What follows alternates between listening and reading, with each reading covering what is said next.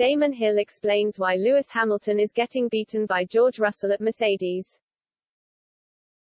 Lewis Hamilton is getting beaten by George Russell solely because he is developing the car, and Damon Hill thinks the seven-time champion will be back to his best in a competitive car. The 1996 world champion claimed Hamilton's new setups on the Mercedes have interrupted the flow, but predicts he is still as fit as ever. Russell has beaten Hamilton at every race bar 2 this season, those exemptions being the opening round in Bahrain and last time out in Canada. Russell has also finished in the top 5 at every race this season to leave him around 60 points behind Max Verstappen in the title fight.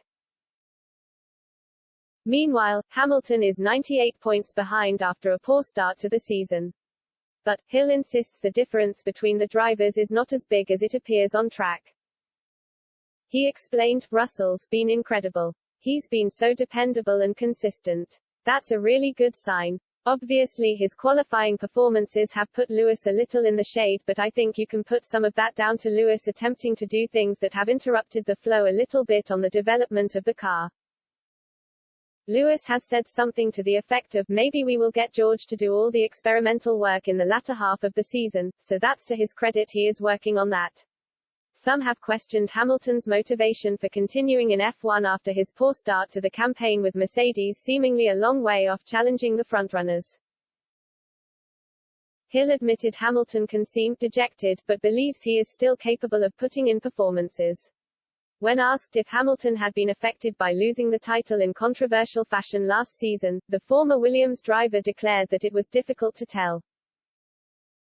He added, in Spain after a few laps of having a miserable time, he wanted to park the car. The team encouraged him to carry on and he went on to become one of the fastest drivers on the track and caught up with George.